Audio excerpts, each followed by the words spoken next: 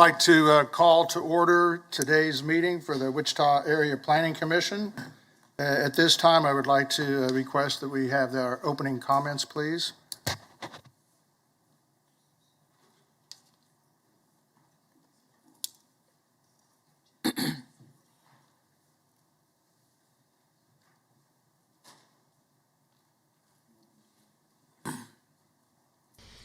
Before we begin the agenda, the Wichita-Sedgwick County Metropolitan Area Planning Commission and the Wichita-Sedgwick County Board of Zoning Appeals would like to take this opportunity to welcome everyone to this public hearing. For those in attendance, copies of the agenda for today's meeting, the public hearing procedure, and Planning Department staff reports on all agenda items are available in the lobby. The Planning Commission's and the BZA's bylaws limit the applicant on a zoning, subdivision, or variance application and his or her representatives to a total of 10 minutes of speaking time at the start of the hearing on that item, plus up to 2 minutes at the conclusion of that hearing. All other persons wishing to speak on agenda items are limited to 3 minutes per person. However, if they feel that it is needed and justified, the chairman may extend these times by up to 2 minutes. All speakers are requested to state his or her name and address for the record when beginning to speak.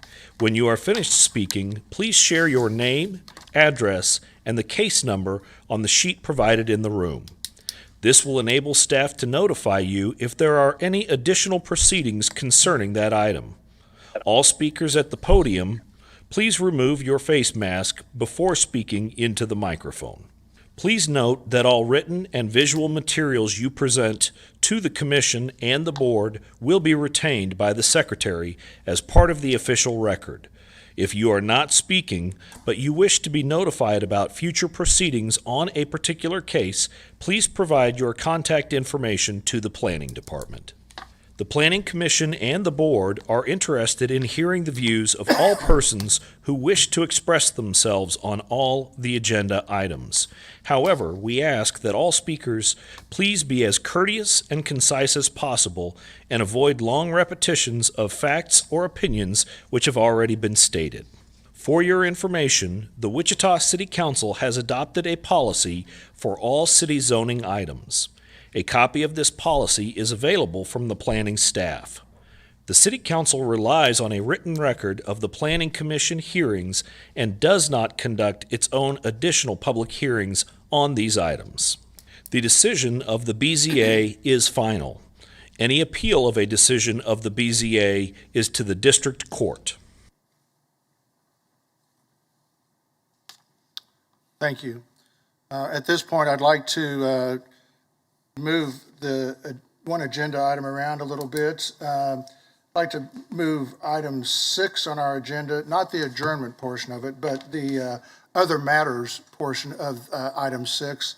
And I'd like to move that we bring that item 6 up to the first item on our agenda. And if I could have somebody second that? Second. It's been moved and seconded to move item 6 to the front. Any questions or discussions on that? Hearing none. All those in favor of the motion, please signify by saying aye. Aye. Opposed, nay. Motion carries unanimously. I'd like to recognize at this point David Foster. David was a member of the Planning Commission for almost 14 years, and he gave 14 years of dedicated service not only to the Planning Commission, but throughout his career, he's given dedicated service to the entire city of Wichita. His attention to detail and his passion for the community are above reproach. I look back at our years that we served together, David, and one of the highlights for me was the backyard drainage issue that you were very passionate about. I appreciated that because I understood all of the concerns and issues that went into that backyard drainage. And after a little period of time, with your drive and endeavors, we do now have a drainage policy. May not be everything that everybody wanted, but at least it was a start in the right direction.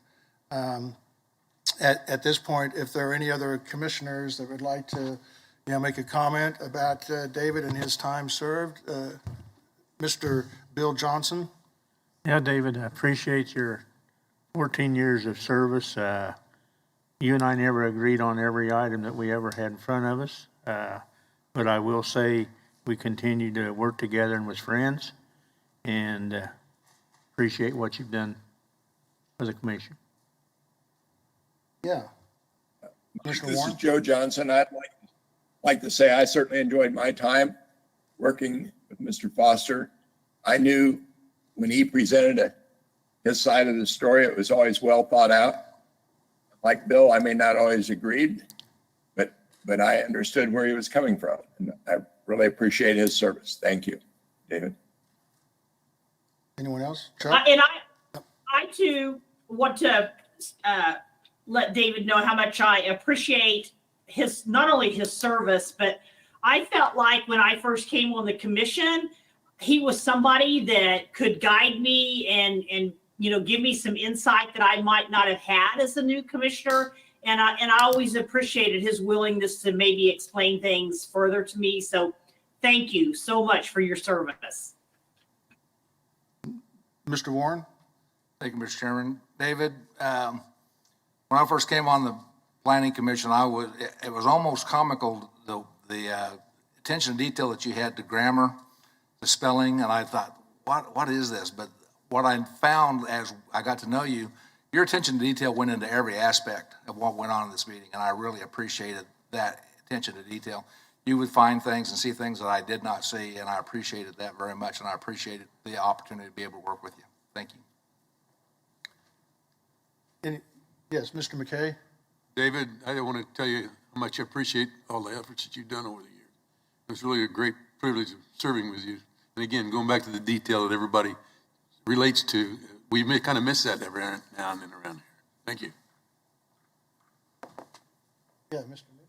So I'm somewhat new, but all of the concerns that you have with regard to screening and landscaping and that sort of thing, and in an effort to make our city look more attractive, is something I really appreciated and learned from you. And it was always a concern of yours, and I think probably still is. But I really enjoyed your counsel and working with you in the short time I've been here. Okay, yeah. Mr. Wadle? Yes, I just wanted to extend on behalf of staff just how much we appreciate the dedication and the time and your volunteering your efforts, Mr. Foster, and especially your dedication and your attention to detail, as many others have mentioned, especially with the minutes. So thank you very much. Oh, yes, Mr. Foster, we'd like to invite you up to receive the plaque certificate. I didn't want to bring you up and then you have to stand in front of everybody while your praises are being sung. If you have any comments that you would like to make, or you're more than welcome to. I would love to do that. David, we haven't approved the minutes yet. Have you had a chance to go over those? I can go No, over if you no. like. You just state your name and address, and you have 3 minutes. David Foster, former Planning Commission member. I really want to give credit where credit's due. There's 3 groups of people that I can think of that need credit for my ability to serve so long. The first group would be the Planning Commission members. I really believe in this process, giving the public and neighbors input, having a fair hearing for the applicant, and all the things that the professionals bring to the table. But here's the one thing that really sticks in my mind. It's all the Planning Commission members, through their collective knowledge, everybody brings a unique experience. And it's that unique experience that raises the bar of knowledge. And it's that knowledge that can render the good, reasonable decisions. So thank you to the Planning Commission members. Second would be to staff. I mean, I can go way back in time. John Slagle. You'll remember even the Planning Commission members, Bud Henson. We can go back in time, but I won't reminisce. Let me just talk about their expertise. Day in, day out, every week, they always exhibited their expertise and their professionalism to bring information to me as a Planning Commission member, which made our job easier. I'd like to take time to spell them out, but, point out everyone. One person I will mention, though, and pay attention here, Kathy Wilson and Jim Finkelbein. If they didn't do what they do, this would not operate. I'm still amazed, and I don't see how Kathy kept it all in order. But anyway, again, staff stepping up, whether it was the city, the county, they stepped up and were true professionals. Third group I'd like to mention would be those that appointed me. Way back, some of you might remember Elizabeth Bishop. Joan Cole appointed me to step into her shoes. Well, between Sharon Feary, Janet Miller, and now Cindy Claycomb, here's what I learned. If you watch those individuals, their commitment to listening to the public, the actions that they do in their jobs and listening to the public and executing good things for the community, that was a guide to me as a Planning Commission member to listen and listen very carefully. So, not to keep you all longer, I really want to thank you all for allowing me to participate as a Planning Commission member, and to all of those that helped me do the best I could.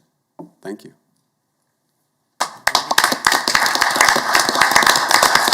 Your time has just ended, so. Just 3 minutes. And we have this clock here that you can hang on the wall, and you can always look up to that and remember those. Okay.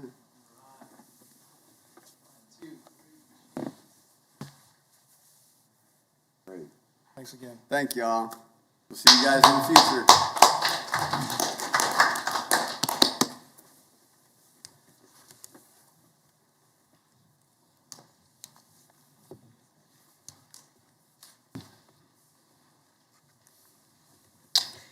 Okay, moving along, we have minutes from the previous meeting on July 8th.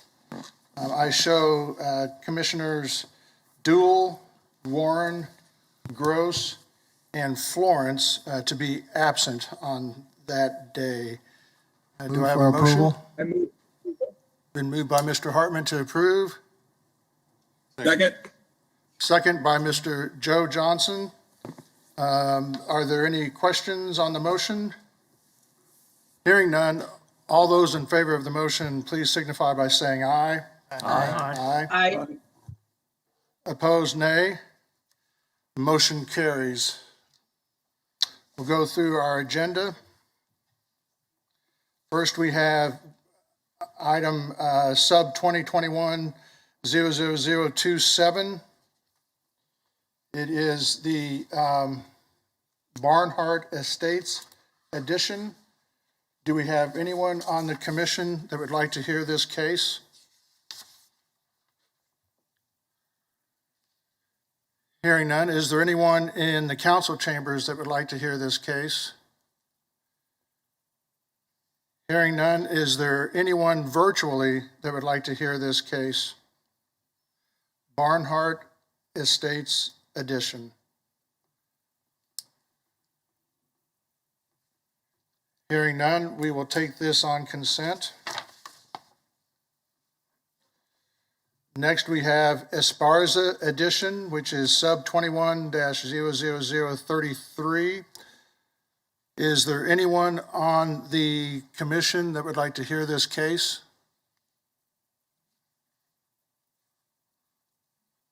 Hearing none, is there anyone in the chambers that would like to hear this case? Seeing none, is there anyone virtually that would like to hear this one-step final plat for Esparza Edition?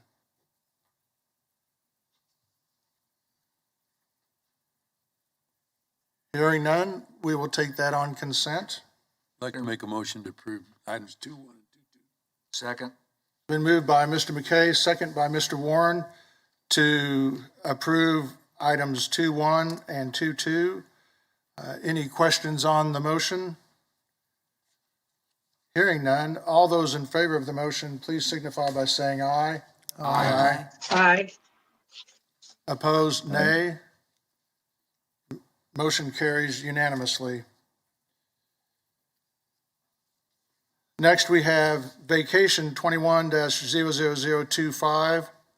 It's a city vacation of portions of platted wall easement, platted utility easement, and drainage easement by separate instruments located at 7918 and 7926 West Meadow Park Court. Is there anyone on the commission that would like to hear this case? Hearing none, is there anyone in the chambers that would like to hear this case? Seeing none, is there anyone virtually that would like to hear this case? Vacation 21-25, located at 7918 and 7926 West Meadow Park Court.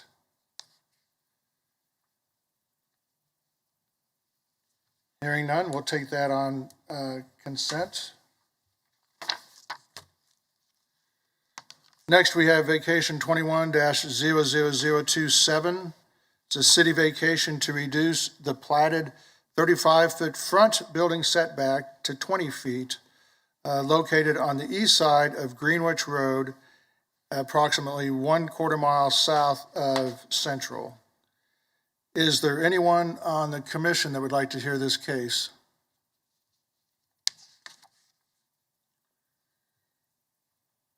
Hearing none, is there anyone in the chambers that would like to hear this case? Seeing none, and is there anyone virtually that would like to hear this case? Vacation 21-00027, located at Greenwich Road and Central Avenue.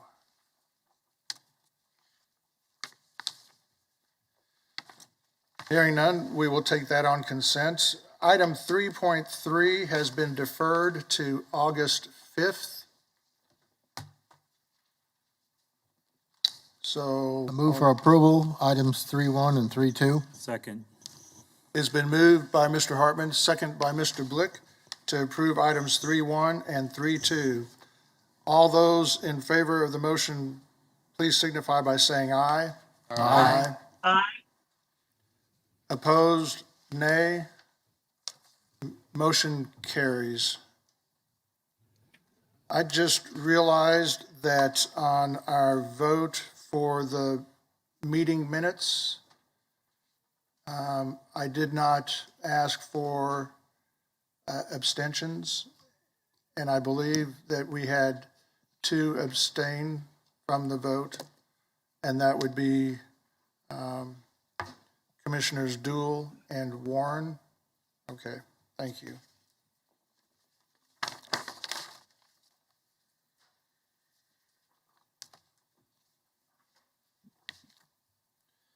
Next, we have Con 21-00031. It's a county conditional use for accessory apartment located at 3601 South 143rd Street East. Is there anyone in the commission, on the commission that would like to hear this case?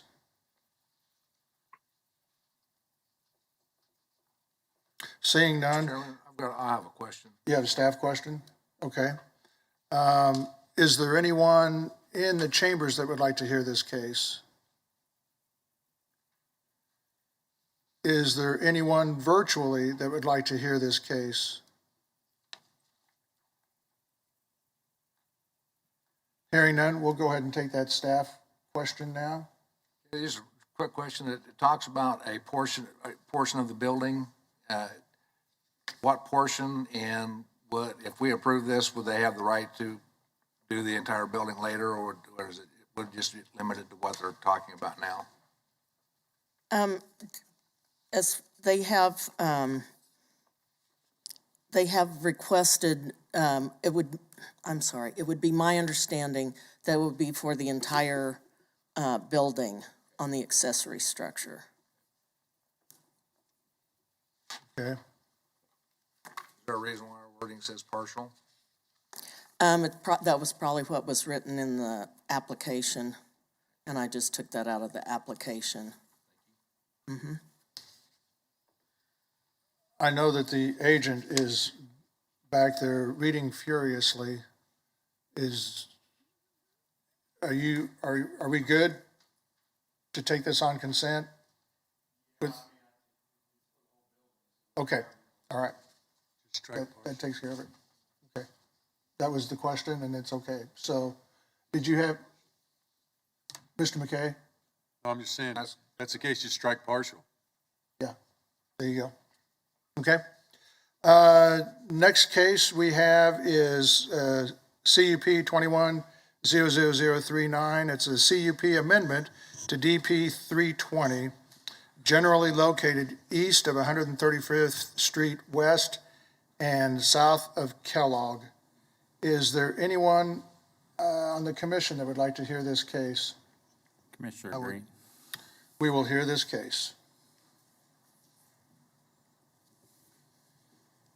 And then I guess we'll probably do the non-public hearing item, which is the presentation of the county capital improvement program. So, need a motion? Move to approve item 4.1. Second? Second. It's been moved by Mr. Bill Johnson, second by Ms. Miles to approve item 4.1. Are there any questions on the motion? Yes. Just a staff question on that one. That is for 4.1, and the discussion so far has been to strike the partial Yes. as part of that, and I just want to make sure that that's included. That's correct. Okay. That was part of his motion. So, all right. All those in favor of the motion, please signify by saying aye. Aye. Aye. Opposed, nay. Motion carries. At this time, I would like to recess the Planning Commission meeting and open the BZA meeting. We have minutes from our July 8th meeting. Again, those that were absent were Duell, Warren, Gross, and Florence. Move for approval. It's been moved by Mr. Joe Johnson, second by Mr. Nix, to approve the minutes for that meeting. Mr. Chairman, Yes, I left early. I was here, but I left early. okay. So, any questions or comments on the motion? Hearing none, all those in favor of the motion signify by saying aye. Aye. Aye. Aye. Those opposed, nay. And those abstaining, Aye. we have 3 abstentions. So they noted, okay. Okay,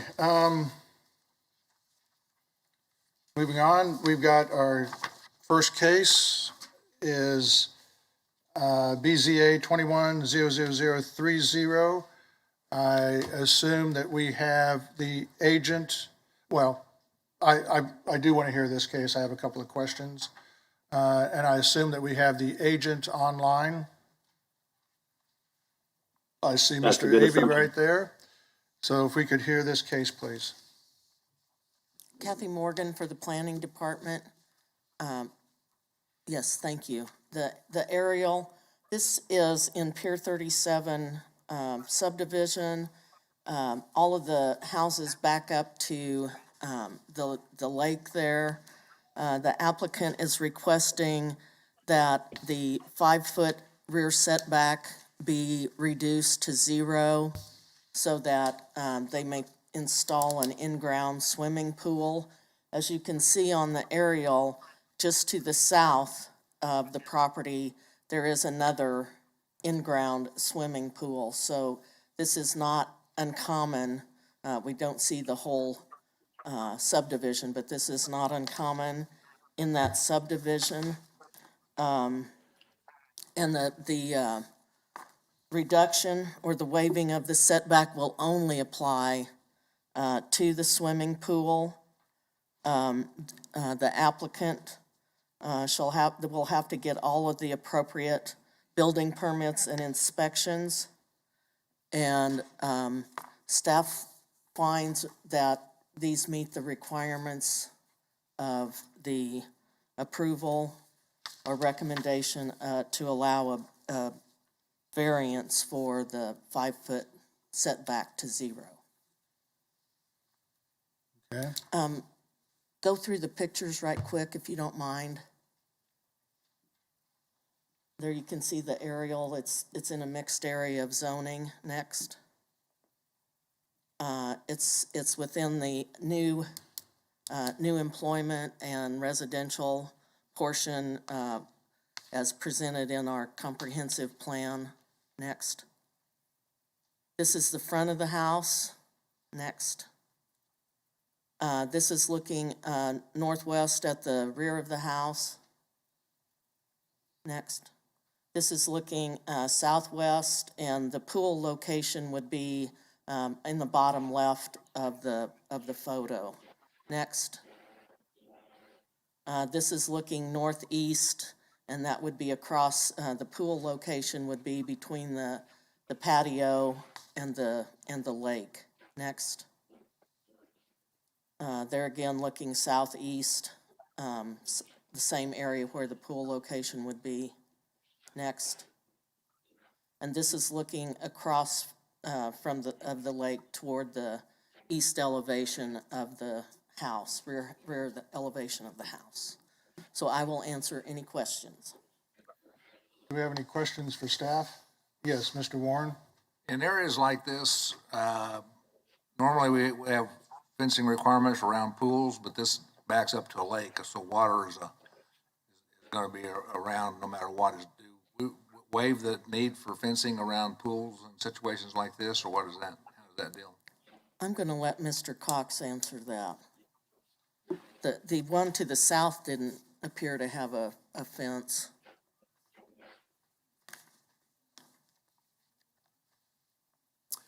Good afternoon, Commissioners. J.R. Cox, Metropolitan Planning. For the record, it's another portion of city code that I don't directly enforce, but my understanding would be that it would need to have some kind of security fence around it. The lake would not, but the pool would.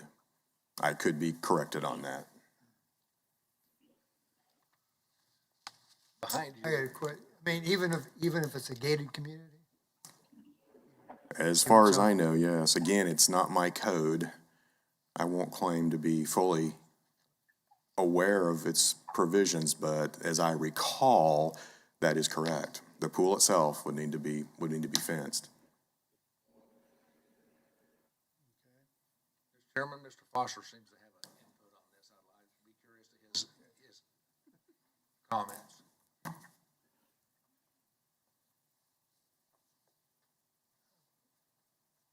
If you could, once again, state your name and address for the record. David Foster, 1415 East 2nd Street. No, as landscape architect, we get to design swimming pools on occasion, and my understanding of the policy and what we use is that the owner has a choice.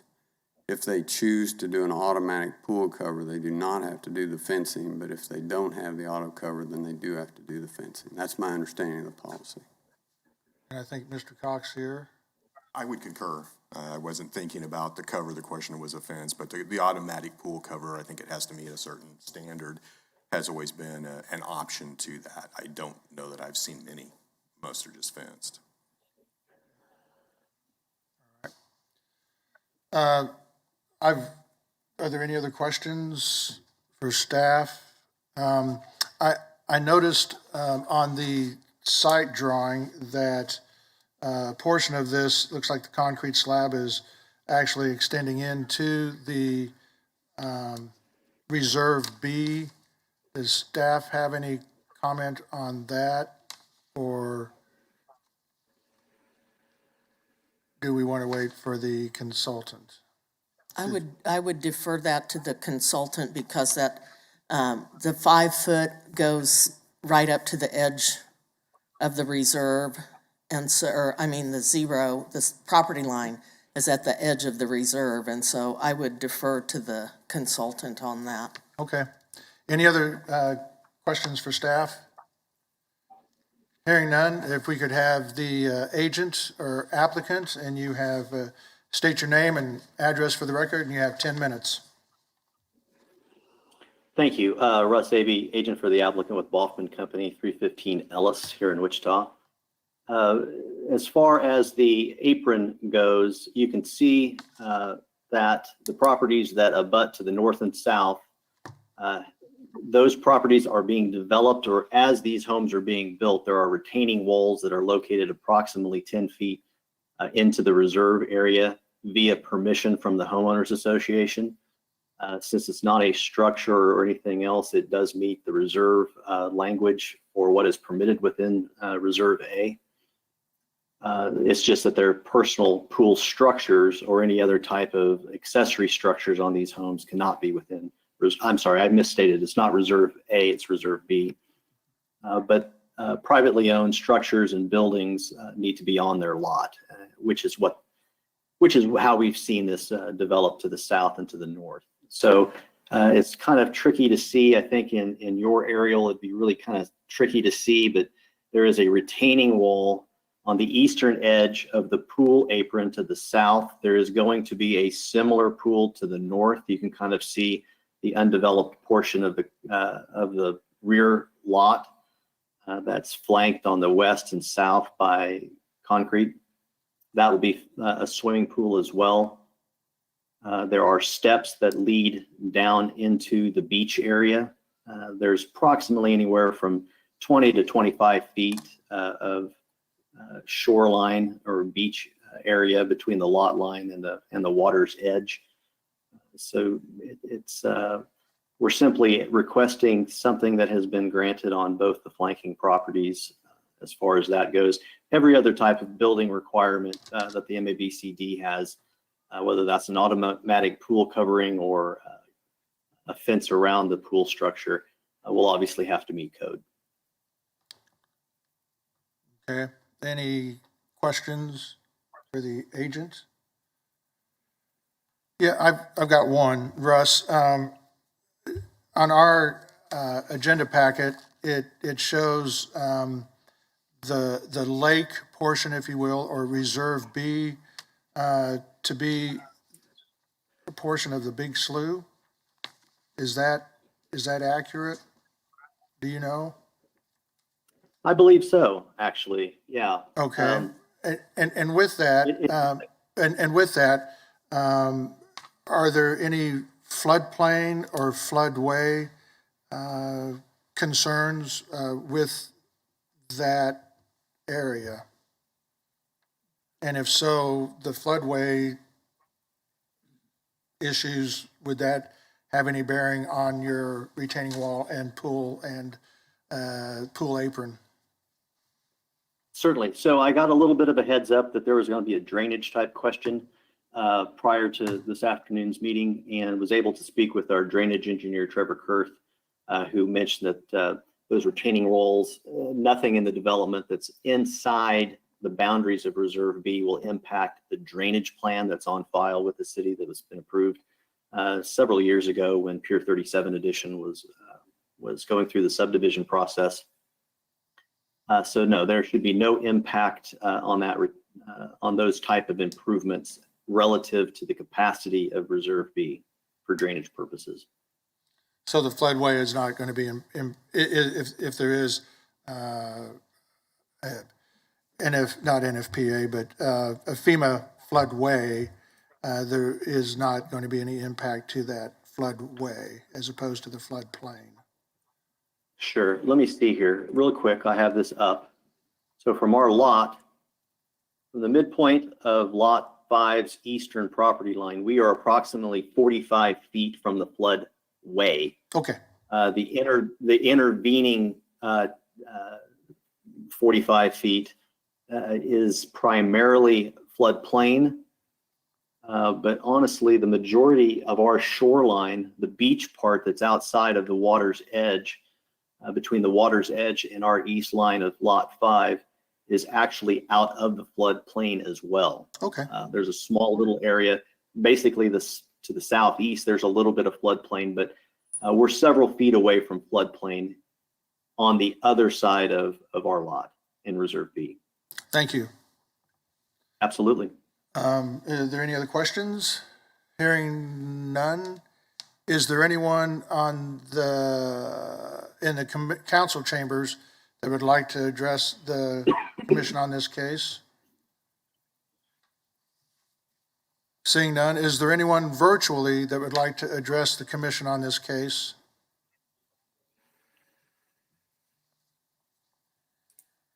Hearing none, we'll bring it back to the commission for action. I move for approval for item 2. Second. Motion was made by Mr. Joe Johnson, second by Mr. McKay to approve. Or was it I Hartman? made the motion. Oh, you made the, okay, sorry. Motion was made by Mr. Hartman, second by Mr. McKay to approve these, or to grant the BZA. Are there any questions on the motion? Hearing none, all those in favor of the motion, please signify by saying aye. Aye. Opposed, nay. Motion carries unanimously. At this point, we will adjourn the BZA meeting and return to our Planning Commission meeting, and we have item CUP 21-00039. Yes, good afternoon, Planning Commission. Philip Zevenbergen with Planning Staff. CUP 2139, the applicant is requesting an amendment to CUP DP 320 to do several things. Number one is to eliminate parcel 7, including Reserve A and Reserve B. If you want to jump ahead maybe to the CUP image, yeah, that'll work. So currently, as you see on the screen, the portion in the southeast corner or the lower right-hand side is parcel 7. You see Reserve A and B. This is currently in the CUP. They're requesting to remove it from the CUP. They're also looking to permit an off-site billboard sign along West Kellogg. They're also looking to allow storage units as a permitted use on parcel 8, which is right here. And finally, they're looking to align the CUP with the recent replat, which is the Dugan West Kellogg Commercial 3rd Edition, which is this parcel and then parcel 6 and parcel 8.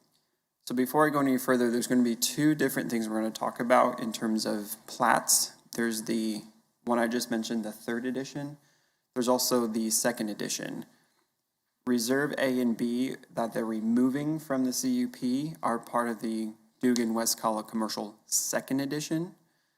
There's a Reserve A, and it's this little piece right here that's part of the Dugan West Kellogg 3rd Edition. So when we're talking about the billboard sign, which we'll get to in a minute, they're requesting it to be located in Reserve A of the 3rd Edition, which is this little piece right here, which is just a little landscape median between the entrance lanes for the egress and ingress into the area. So it's very easy to get confused between the two because there's 2 different reserves we're talking about, but Reserve A for the billboard is this little piece of land right here and not the Reserve A that's being taken out of the CUP. So just want to clear that up before we get into the meat of this. It's pretty self-explanatory there regarding what they want to remove. They want to remove this piece of land out of there. They actually are looking to include a separate piece of land and rezone it at a future date for multifamily development, but that'll be a different case coming in the future. The second request is for the offsite billboard. I mentioned that it's going to be in this reserve right here. General provision 6D will be amended to permit the sign. And is limited to 35 feet in height and cannot exceed 400 square feet. And it does not need to be set back from the property line. One of staff's recommendations for this is that that provision be, that the language in that provision be to include that it has to be a pole sign. If it's a pole sign, we don't have any issue with it being not set back. That way they cannot build a monument sign. Issue with that is sight lines when you're trying to leave. You don't want a sign right up to the property line that you can't see through. So that's one thing, and part of staff's recommendation is that language include the fact that the billboard would have to be a pole sign. Thirdly, the applicant is requesting that it be aligned with the plat. You can basically, what you see on the CUP is what the new plat looks like. There's not a lot of extra detail to go in there. They just replatted it. And so what was the CUP needs to just align with what the new parcel boundaries are and stuff like that. Pretty standard fare.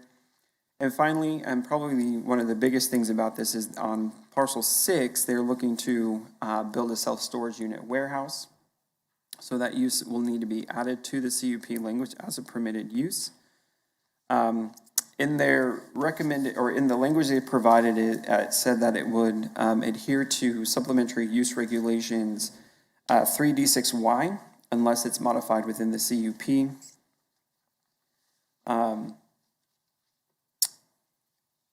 The supplementary use regulation number 7 is required 1 parking space per 8,000 square feet of storage plus 1 employee. The concept plan, which I think if you go one more, we have the concept plan here for, go back then, already the pictures. You don't have the concept plan in here. I apologize. I believe it is an attachment. Yes, on page 19 of your guys' staff report packet, we do have the concept plan. I apologize, we did not get it part of the show for you. But the concept plan shows 8 parking spaces. The total square footage of the storage area plus the 1 parking space for an employee would require 10 spaces. They're requesting a reduction to the parking requirement. Typically, this could be done by administrative adjustment for reducing it from 10 to 8. So making it part of the amendment is not anything unreasonable. So that's part of the request as well, is to reduce the parking from 10 spaces to 8 spaces.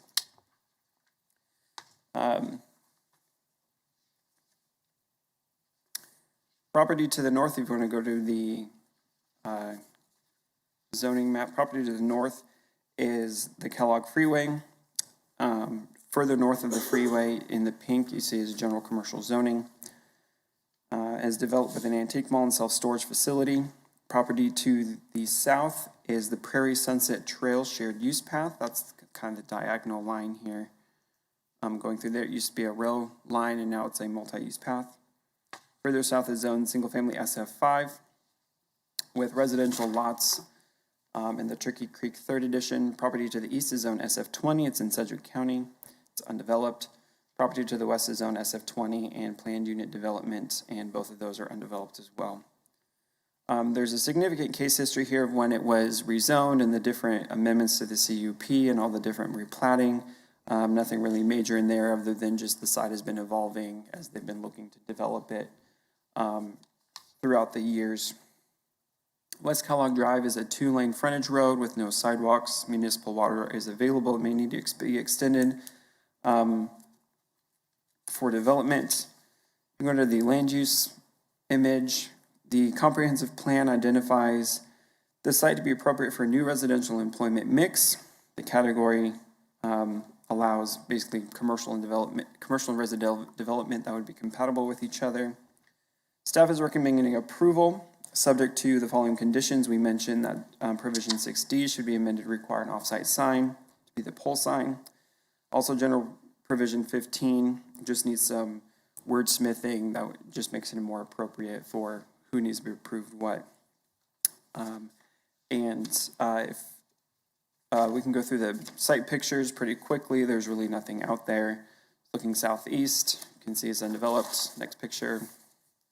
This is looking across the freeway at the self-storage facility that's already there. Next picture. This is looking to the northeast. Kellogg Frontage Road is in front. You can see the freeway after that. Next picture. This is looking to the northwest. Kellogg Frontage Road, and looking, next picture, looking to the southwest is also undeveloped. I can stand for any questions. Do you have any questions for Philip? Mr. Warren? Okay, just so I make sure I'm on the stage, the storage facility that would go on parcel 8? Yes. Okay, I heard 6, but I was. Oh, I'm sorry, to parcel 8, I had my numbers mixed up. I apologize. Parcel 6 is the one that's going to be developed residentially south of that. It's all zone limited commercial, but it would be residentially developed the way it's platted. But I've got that right here. I apologize. This is in the county, so this is, what is the this is in the city. Is in the city. What is the screening requirements? Standard screening requirements, they need a 6-foot solid screening fence against residential zoning. There is a provision in the CUP that would allow landscaping with a more like a decorative fence on the south side. Though it is going to be developed residentially, it's not residentially zoned, it's zone limited commercial. My understanding is this is something that we have allowed in the past. They would need to submit a landscape plan. There has been a recommendation to have it be evergreen landscaping that would provide some decorative screening alongside of it. It doesn't have to be solid screening per the code because it's commercially zoned to the south.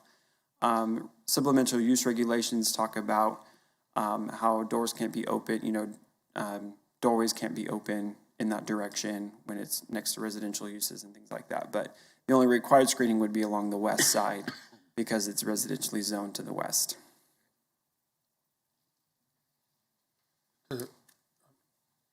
The zoning to the west of the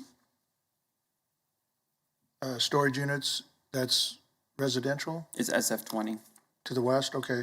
And then across the street, it's also residential, is that not correct, to the east? It's within the CUP, it's all limited commercial. So if you look, the storage unit would be approximately right here on your screen. All right. This is the SF20 zoning, so they would need a screening fence here. Okay. This is where they're looking at doing residential residential development, but it's zone limited commercial, so the code screening is not required because it's not zoned residentially. Okay, it just, the plat that is accompanying that, I know that they can do anything over there. It just appears that it's residential, but it's commercial. Okay. Yep. Thank you. Any other questions for Philip? Hearing none, if we could have the agent or applicant. And you've got, if you could state your name and address for the record, and you have 10 minutes. Afternoon, Phil Meyer with Boffman Company, agent for the applicant. I think Philip did a good job of going through the staff report, so I'm not going to be redundant. If you have specific questions over anything Philip brought up, I'll be glad to answer those. I do have one item that we forgot to address when we filed this CUP amendment. So there's 4 things we're trying to do. One is get Dugan third or second removed from the CUP. You'll see it in the near future with a PUD. We're cleaning up the 3rd edition, just making it match so the parcels match. Doing the storage units, and then the signage, which we added 6D in here for the off-site sign that we're doing along Kellogg. With that, we should have done one of 2 things. So I need to ask, I'm going to ask the Planning Commission today to see if you would approve this a little different than the way we filed it. So we should have either removed item 6C which is the general provision that talks about flashing signs, rotating and moving signs. We should have either taken that thing out of the CUP, or if you have heartburn with that, one thing we could do is add to general provision 6C that says at the end of it, except that the off-site sign allowed in 6D shall be allowed to have full motion video. So this off-site sign that we're doing, Jay Russell is the one doing that. He did this exact same sign at K96 and Ridge Road. I think he had to do administrative adjustment. I know they had a hearing too for that. But they did that sign up there at that location. That's the exact sign we're trying to do down here, same concept. 6C, in my opinion, technology's kind of eliminated the need for that. No motion, flashing, movement on signs, you know. That thing's been in these CUPs since I've been doing this, so 30 years or more we've been putting that condition into CUPs. Today's technology, it's much easier, I guess, on the eyes. They flow better. It's not that flashing sign that people used to see. Advertising going on these signs do show a little video with it. And that's why we need to correct this one of two ways. Either remove 6C or add the sentence that I mentioned to the end of 6C. I'm fine adding the paragraph. I'll let you guys decide, and with that, I'll answer any questions you may have. Do you have any questions for Phil? Yes. I have Mr. a Blick? question. I am looking at your concept A, and you were talking about reducing the parking lot from 10 down to 8. Where's your fence that's going to be coming into this lot? Is that just north of where all those parking stalls to the west? Is that correct? The question is, where's the fence? Yeah. Are you going to have a secured fence to get into the storage units, or We is it are, and okay. so when you drive in, and on that concept plan, when you drive in that driveway and you're pointed due west, you can turn south to the parking stalls, or there's a gate right there that will be access controlled to allow you to drive into the storage unit. So that gate is that dark line that is north and south, is that correct? Yes, sir. Okay. And so that's one thing that I see about a lot of storage units is you usually have a truck and trailer or U-Haul truck, and it's usually kind of tight to get in there because you have parking stalls, or if they go to the office and try to get around in there. And so that's my only concern, is trying to get in through there, and then also coming out is that choke point right there. So, okay. And that, I don't know if this is gonna help you, that is a concept, and I can't guarantee you that depth is adequate. I would think that's over 65 foot it should be, but traffic engineering will review our site plans of building permit to make sure that, and look at those turning movements, so Yeah. that's our double check. So turning around, if you have a truck and trailer trying to get in there, they're just gonna have to back out into that street to get turned around instead of, or trying to back inside that parking lot. Is that correct? If you had a trailer attached to a truck, that Or- is true based on the concept in front of you. Okay, May not be our final plan that we pull permits on. okay. Yes, Mr. Warren? Phil, the drawings I've got here, the area just directly east and south of Concept A, looks like it's designed for residential, but that's zoned commercial. Is that my understanding? Correct. Is there anything that would keep that from going? I mean, I guess my problem is go with a screening based on commercial, but if this does go residential, is there anything that would require this to be screened like it was residential? I think, so the same developer that's doing parcel 8 is doing parcel 6. Those are, both sides of this are duplex development in this location. So we're taking what was all limited commercial, and we're doing duplexes on the southern 2/3 and leaving our pad sites along the frontage road. Duplex, they're gonna be duplexes on the lots, is what I'm trying to tell you. Area just directly east and directly south, Yes. Yes, sir. so screening be, I'm telling you, they're the same developer doing those. Some screening is going to happen in there because the storage units have to be secured.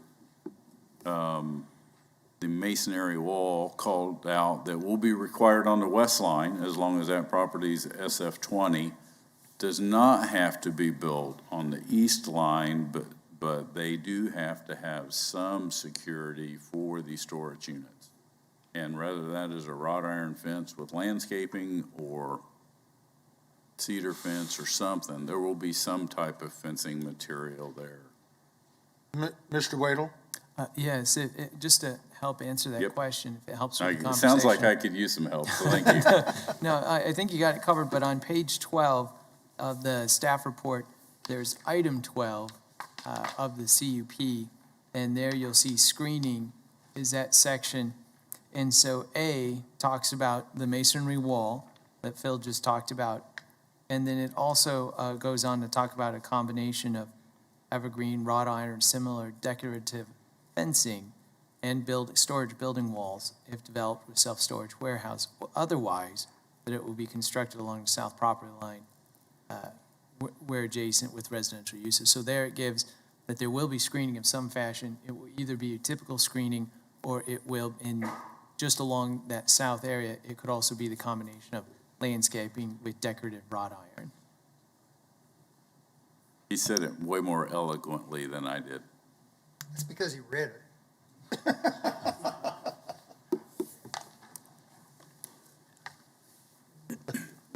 Sorry, Scott. Okay, any other questions? Well, the issue that Phil brought up about The movement, the video signs, sign, blinking light. the flashing signs Yeah, and all that. my question is, we eliminate that from that as a setting precedence, or should we add the sentence he wants to add to it? Have the staff go and maybe study this and see if it is obsolete? And we just figured this out this morning, so I sprung it on staff before I got here, but they haven't had a lot of time to talk about it. If given the option, our preference would be to add the sentence to the end, just because it's a little tighter than if we remove it, We're but good still with that. accomplishes what the applicant would like to do. Mr. Warren? staff are they in agreement that this is similar to other things we've done and wouldn't be a problem, or is this something that's been sprung on you and you need more time to study it? You know, staff, we had a discussion about this, and we actually roped in legal on this one as well. And part of the things that we looked at, number one, the public notice that has gone out, and has there been adequate notice? And we feel like this is close enough that billboard was referenced in the public notice for this case. And so we feel that it's close enough related that members of the public who would be interested in it would have read that and could have come and commented on it. So we don't feel like it's anything that hasn't been advertised, so we're comfortable moving forward. As far as whether or not to allow for the change, then we looked at that and we said, well, this could be accomplished by administrative adjustment, and that would be, that's a fairly quick process, and so we're comfortable with the new language that would be proposed of adding on to that sentence.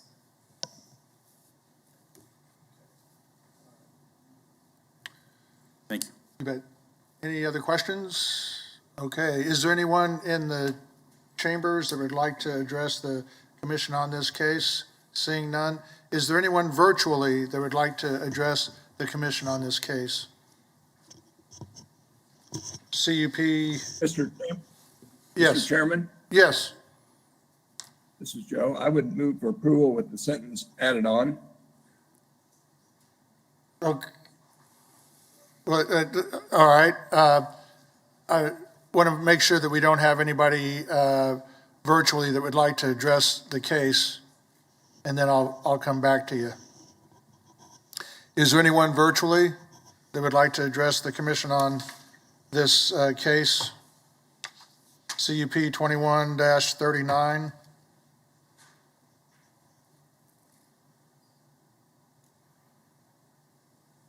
Hearing none. Okay, we'll bring it back to the commission. Mr. Johnson, Joe? I'd move for approval with the sentence added on to the end. Second, but I'd like to add to the motion that we reference it to what the staff's comments are, additional, Well, which was absolutely. section, number 6, section C. Right, and I think that's what Joe was No, I understand it, was but I'm just referencing, but clarifying it. clarifying it makes sense. All right, so the motion is before us to approve with the language added to item 6C on the general provisions to allow the off-site sign movement, allow movement for the off-site sign. Any questions on the motion? Discussion. Yes, Mr. Blick? So I have some concerns. The biggest concern I have is reducing from 10 to 8. Being a tight turn and all that, I always like seeing if it's a storage unit, there's an in and an out, so good for ingress instead of just the same entrance either way, and being how tight that is. I wouldn't have a problem reducing it to 8 if I knew that there was going to be a second entrance or something, so I knew that there would be a better ingress, especially back in, back out, or trying to get turned around into that little box that's right there. My second concern is a billboard that is flashing that is on Kellogg or anything like that, but I understand the seconds and all that stuff. Because I'm afraid that setting a presence, I've been on BZA for a long time, and I know that Kansas Newman had to have a solid image instead of flash and motion, and a lot of them down there on Kellogg. So, but I understand we're looking at just partial of that changes instead of the full changes of reducing, taking everything off. So my biggest concern would be is at least see something, if we're going to reduce the parking lot spaces, and if it's only having one, that there should be a second entrance or exit to be able to get turned in properly. I know that's not site plan or something, it's just an option, but if we're reducing parking lot spaces, then that could flag something else or whatever. So that's where I'm at with this.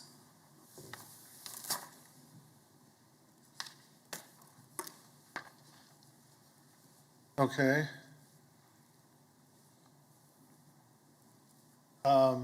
I know that the agent addressed that somewhat with this is a concept Correct. drawing, and no guarantees that that's what the final layout is going to be.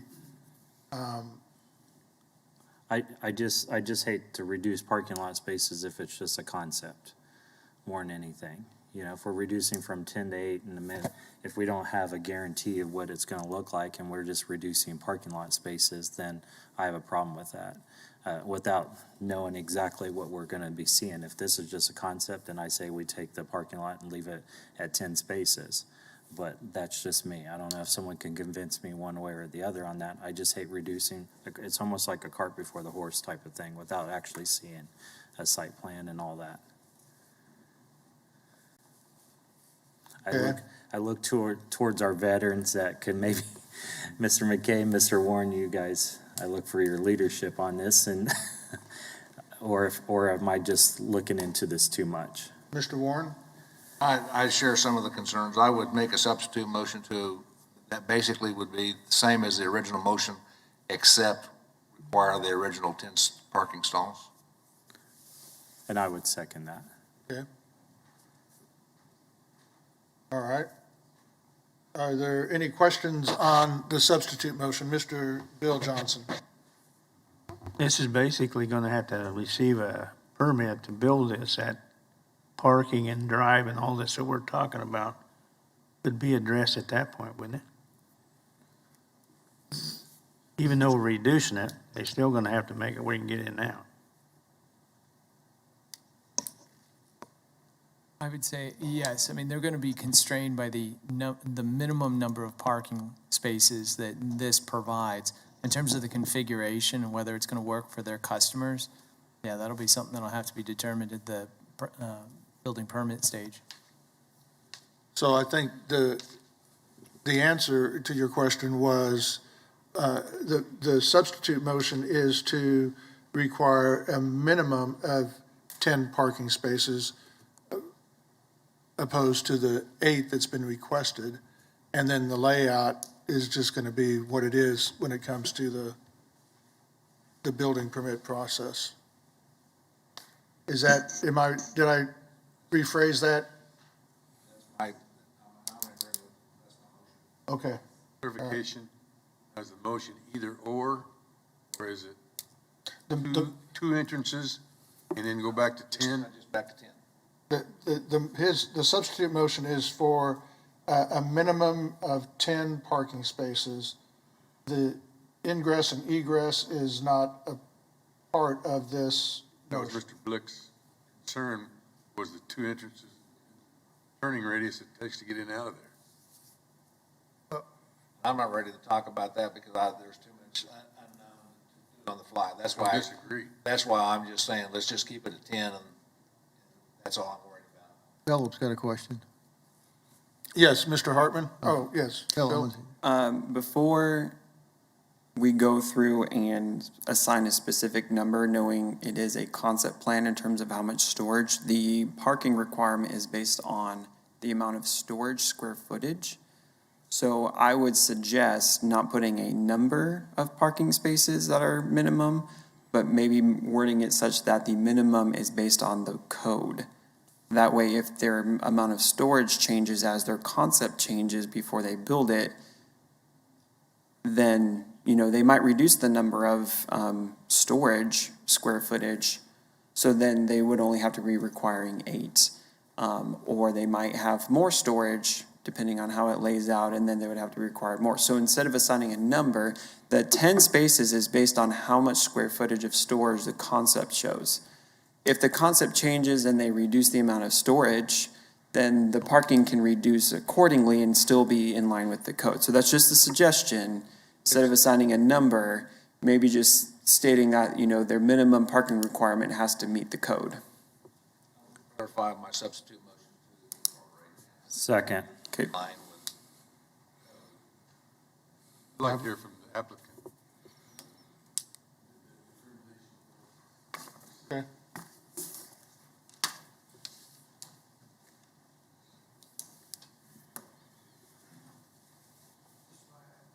I have a question for you, just before you get started. So, I understand this is a concept, but if it's just a matter of the amount of space that's required to turn around, isn't it just a matter of modifying, say, that first building that's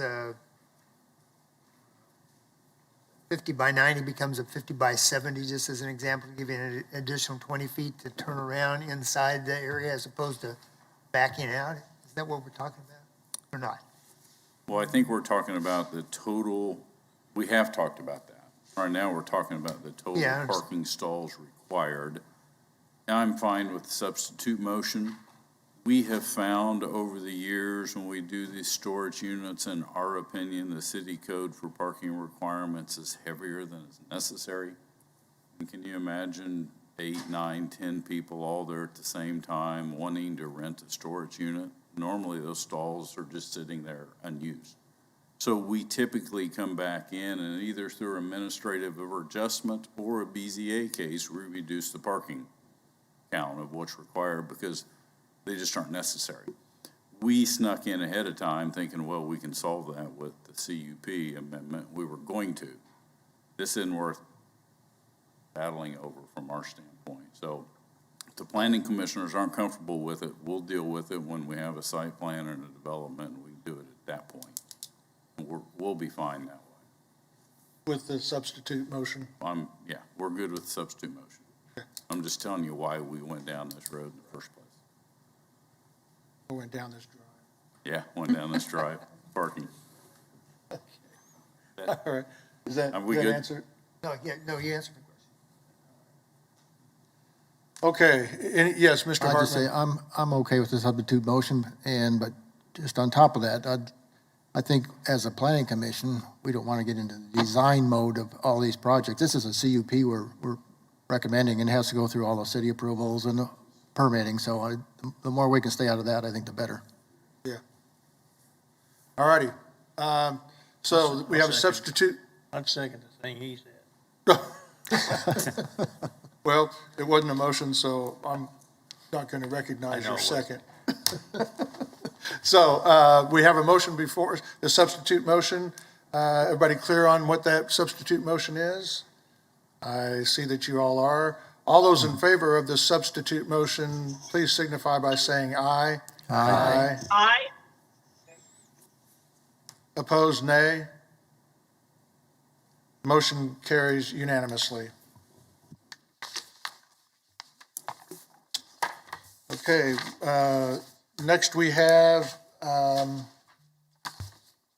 looks like a presentation by Ms. Hunt.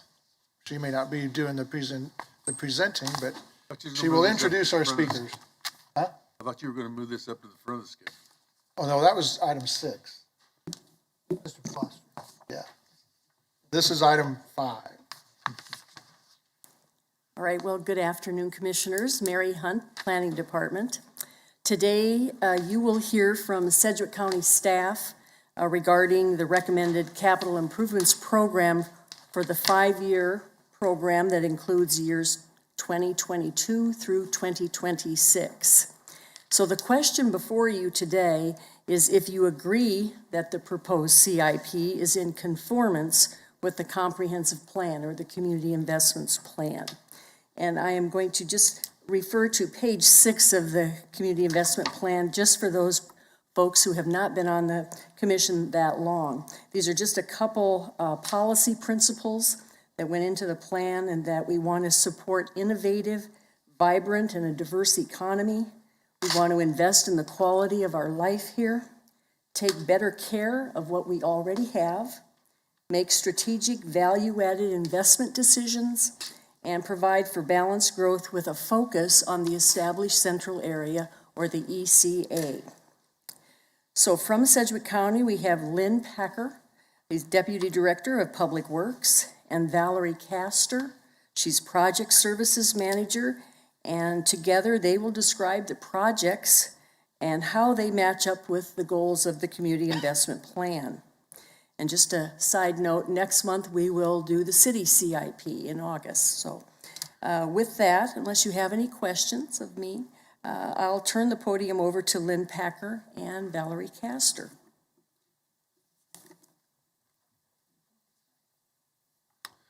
Welcome, Lynn. Nice to see you in person. We see you quite often virtually for our subdivision meetings, but it's nice to have you here. I wasn't going to cut it this time, I guess. Yeah, you had to put a tie on now, didn't you? That's right. Had to put shoes on and everything. Terrible day. Feel your pain. Good afternoon. We are here today to talk about the CIP. I know you guys have been anxious to hear about this all day long, so we'll get right to it. What we're basically going to do, Valerie and I are going to talk to you about just the county portion of the CIP, and we've broken it up into 2 sections, road and bridges, that I will cover, and Valerie will cover facilities and drainage projects, and we will do our best to make this as clear, concise as possible for you. Next slide, please. Just real quick to note, these are the dates for our CIP process and adoption. We've already presented on July 8th to the Advanced Plans Committee. Today we are, and then after that was our first presentation to BOCC. That was last week. We have the presentation to you today, and then we will have the first public hearing at our BOCC meeting on August 5th. The second public hearing will be on August 25th, along with the budget adoption, which will occur after that on the same day, August 25th. little bit of a crunched season with budget adoption this year with everything. We're a little bit later, in fact, we're even later in August than we normally are for budget adoption. But we're making it work.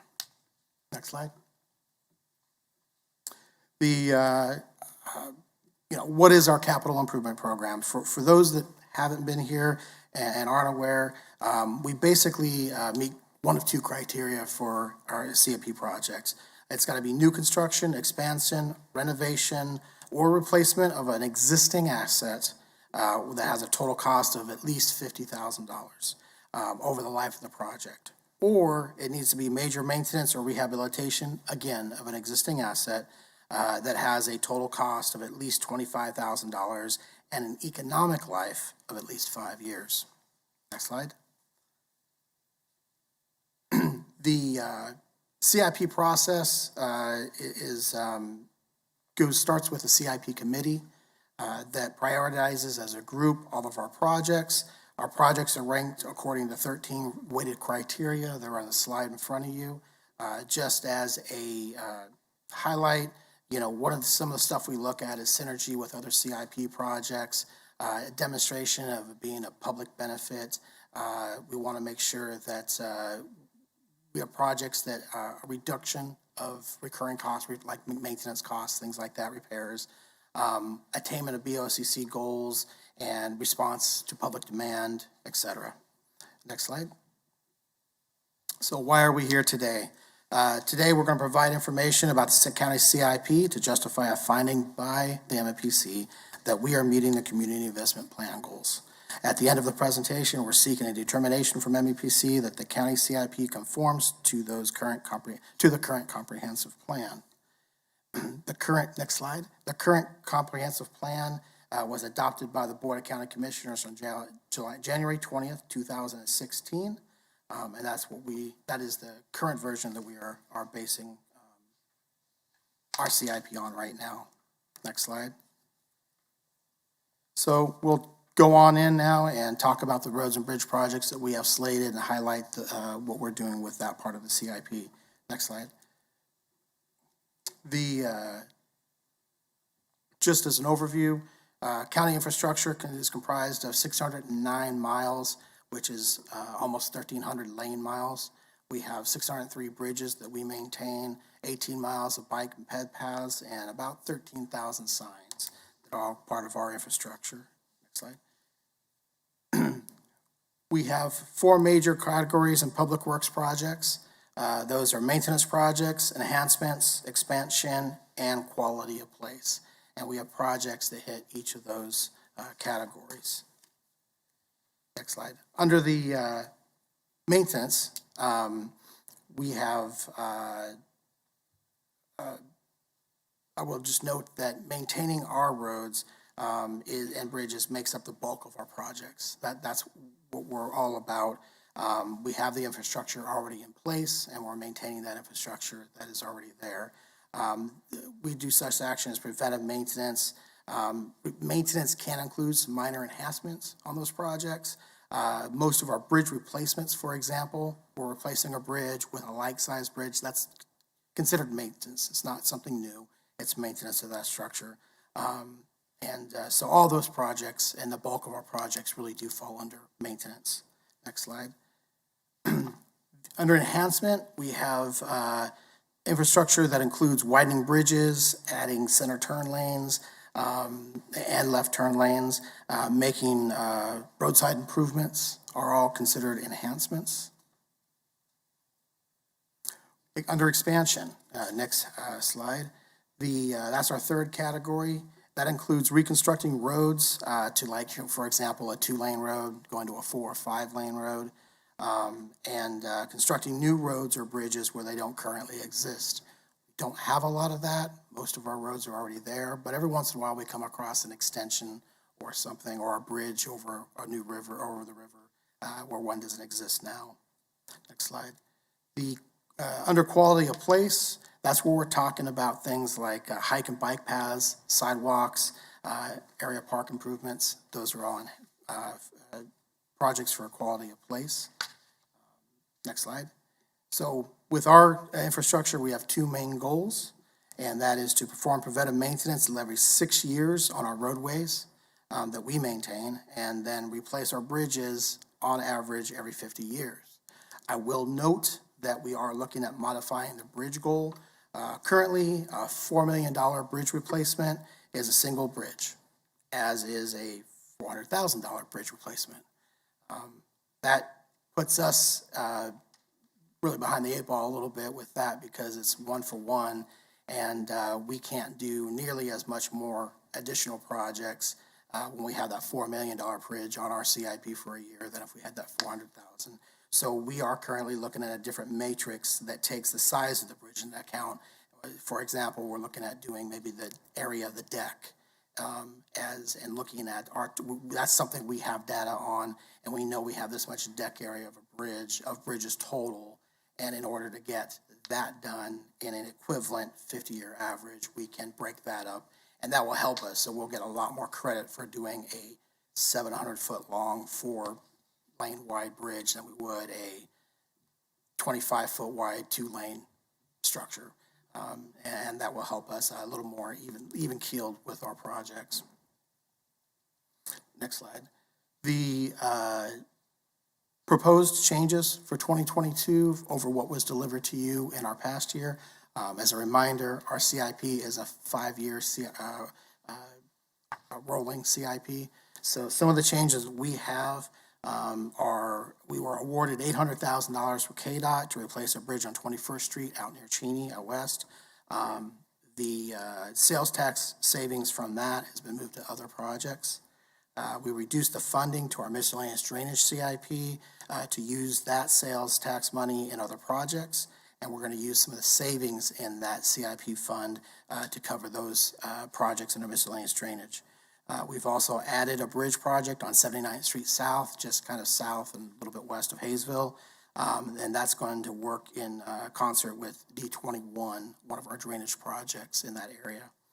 And then we've combined the CIP maintenance project for pavement marking with our preventive maintenance projects CIP. So we used to have those separated out in 2 CIPs that would be brought together under a single CIP, and that's going to allow us more flexibility with those funds. Next slide. So what kind of projects do we have under our maintenance? We have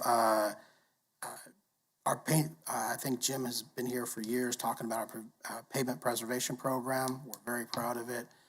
We think we have some of the best roads in the state, and we maintain them regularly.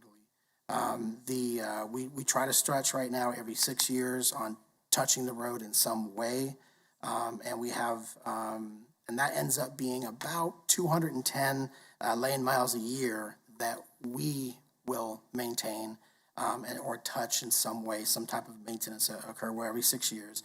And that's at a cost of, over this 5-year CIP, of $48 million. We'll also spend about $1 million on right-of-way and utility relocation needs, and about $2.8 million on various culvert replacements and repairs. Next slide. When we talk about maintaining our bridge system, we have 4 rehabilitation projects that will be constructed in 2023 and 2024. We historically have kind of shied away from bridge rehab projects because they get messy really quick.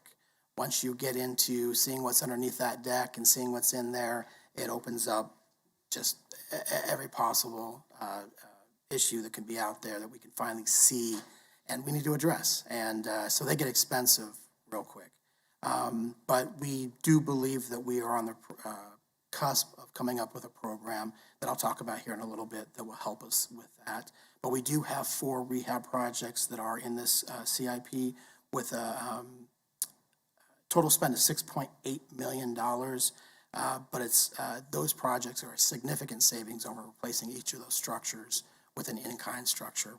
The goal is to get 20 years of life additional out of each of those structures. We've programmed 16 bridge replacements in this 5-year CIP at a cost of $15.3 million. The new CIP project that I mentioned earlier that we were working on for rehab, that has been introduced starting in 2025. This is a project that will repair multiple bridges every other year. So what we'll end up doing is we'll have a year of design, and then we'll go into construction, and then the next year of design, construction, and just have it cycle like that. And what the goal is, for example, bridges can last 70 to 100 years.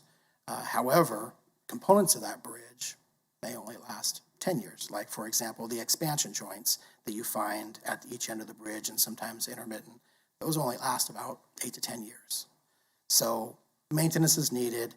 That is often one of the first things that's kind of just delayed, and you can get away with it.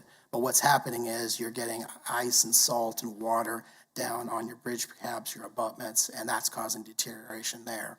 Nothing that's going to happen overnight, nothing that's going to happen in a couple of years, but in 20, 30 years, you've got to do some pretty major maintenance. So our goal is going to go in there and do some of the more minor maintenance, something that we might be able to tackle 4 or 5 bridges a year, and do light maintenance at a reduced cost that will allow us to save money in the end and do fewer major rehabs. And when we do those major rehabs, we won't have as much to do. Maybe it's just a matter of just, mill and replace the deck, increase the guardrail, things like that, make some patches. So there are a total of 21 bridge projects identified in the 2022-26 CIP. Next slide. So under enhancement, as you're aware, the North Junction Gold Phase 2A is started. It's under construction. 2B, Gold Phase 2B will follow next year.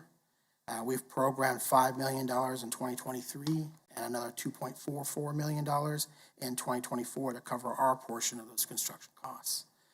We're still evaluating the gravel and cold mix replacement program that we have had for several years.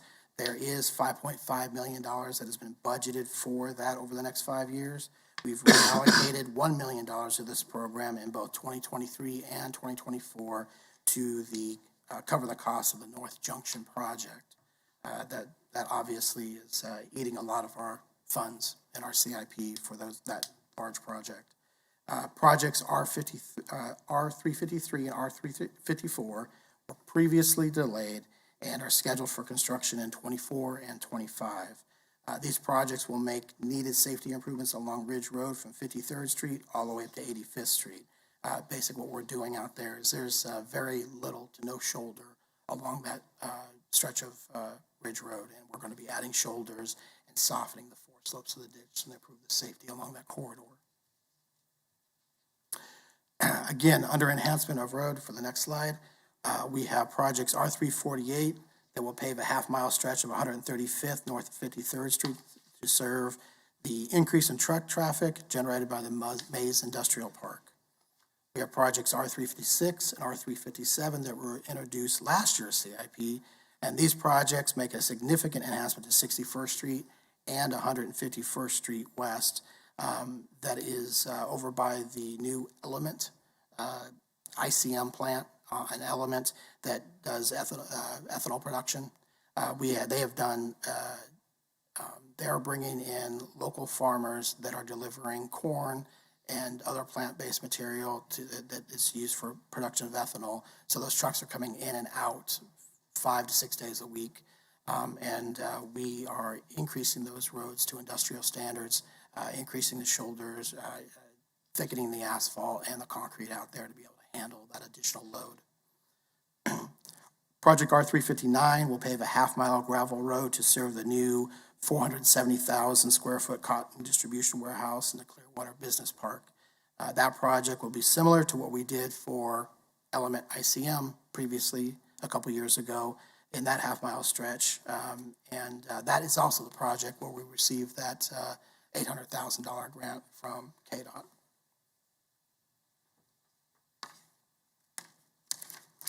Next slide. With the expansion, we also have project R328, and we're continuing to invest in the future expansion of the road system. That is the Northwest Bypass. That is our CIP designation for the Northwest Bypass. KDOT has agreed to increase their annual funding of the Northwest Bypass with a dollar-for-dollar match of the county's contribution up to $1 million. I believe previous to last year, it was a max of about $333,000, somewhere in that range. So we have now increased to $1 million per year, as has KDOT, to match ours. We will achieve a $10 million in funds over 5 years with that $1 million each from the county.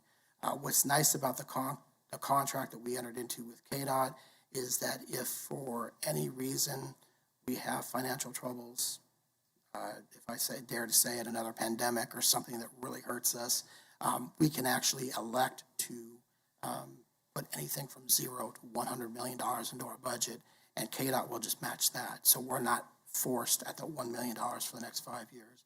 We actually have some leeway with that, and that's a nice, because if we do have an emergency, that is something we can, that will help us out in our projects in the future. We don't see that need at this point. We're sitting very well, but it's nice to be able to have that flexibility and not be locked in to a mandatory $1 million over the next 5 years. The cities of Mays and Goddard have agreed to reimburse the county $5,000 in each of the years from 2021 to 2025.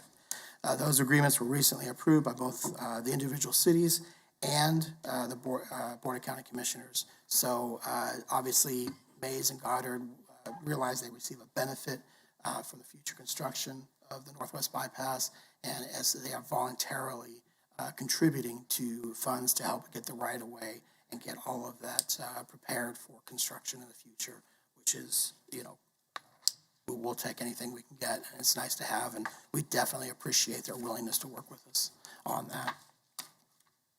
Next slide. For quality of place, we have project R358, which was introduced, I believe, last year or the year before, and it was it's going to be in design phase in 2022. This project will actually complement 2 Wichita projects to improve Maple Street in the next 10 years. It might be 12 years at this point, but the majority of the funds for construction will come through WAMPO, and that is going to be as it says on the slide there, a bike path from Pike Addition over to 183rd, and then an extension down the Eisenhower School Complex. So we'll actually be, once everything is said and done, we'll actually connect bike paths between the city of Goddard and West Wichita. Next. So our 5-year summary, we have a total expenditure of about $109 million. 68% of that is to maintain our road and bridge system. Almost 22% is to enhance the road and bridge system. A little over 9% in expansion, and almost 2% to improve the quality of place. Next slide. If you want to look at it from a dollar amount, we have $52 million for road maintenance and $22 million for the bridge maintenance. $23 million supports enhancements, $10 million that will support expansion via the Northwest Bypass, and $2 million for the project on the quality of place. And everyone likes to look at these numbers a little bit differently, and this is how it's been prepared to you in the past. So next slide, we'll also show it to you looking at our funding sources. Looking at it, the majority of the projects are funded with local sales tax. We do receive grants and other sources, but we receive $2.2 million from KDOT through the Federal Exchange Program. And I will note, I think this is important to note because KDOT is working with us. In 2023 and 2024, that amount, that $2.2 million is being increased to $2.44 million. It's a 10% increase.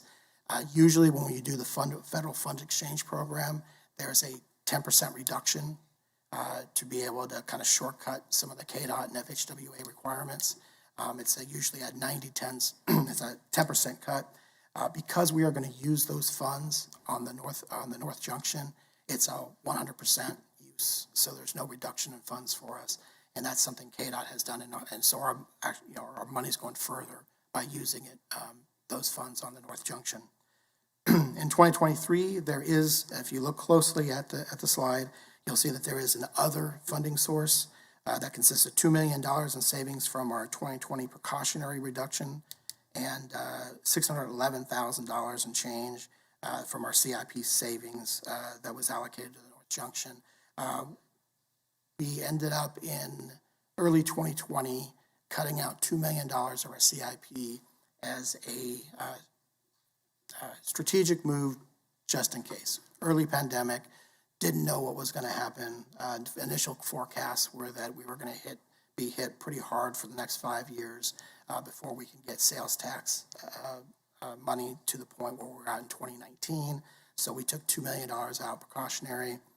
Turned out that everyone was at home and shopping on Amazon and everything else, and sales tax did not decrease as much as we've actually been able to, 1 month might be a little bit down, next month is a little up. So overall, I think we're up 3.3%. And we were able to pull that money back into the CIP and use that, and that's going into the North Junction project. So next slide. Talking about the community investments transportation, we have two main goals that we hit with our transportation projects. And that first one is maintain the safe, cost-effective, and reliable transportation system that strategically supports the economic growth, vitality, and quality of life aspirations of our community. Next slide. We feel that our CIP does meet that first goal. When we speaking for the transportation projects that we have in there, we have already considered, we have a transportation program and infrastructure that's already considered to be in good condition. $97 million is proposed to be spent on those roads and bridges over the next 5 years, and that represents 89% of the total requested funds, and that's just to maintain the good infrastructure that we already have. Next slide. The community investments, the second goal for the transportation within the community investments plan is to improve and increase the movement of goods, people, and information with better connectivity and mobility options in the community. Next. We feel that the second goal is met with a proposed CIP that will invest in the Maple Street bike path and along the long-range planning of the Northwest Bypass. The proposed bike path will connect paths in Goddard and Wichita, as I mentioned, and the Northwest Bypass will create a new route simplifying connections between Eastern and Western Sedgwick County. So again, we believe that we have adequately met the two goals there. And what I'm going to do now is, before I come back up here to talk about our request, I'm going to have Valerie Castor, our project services manager, come up and talk about the facilities and drainage projects that are also part of our CIP.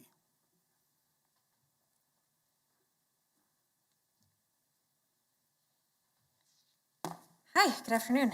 Hi. Next slide, please.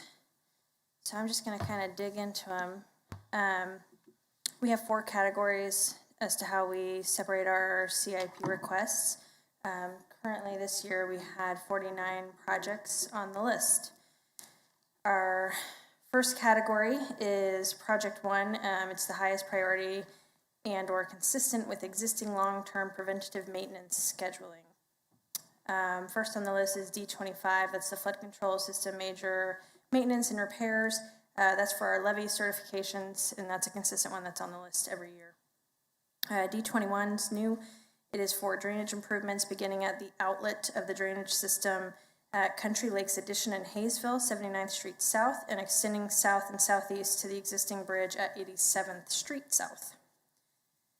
That's for our drainage projects. Facilities, we have 16 capital projects slated for this next year.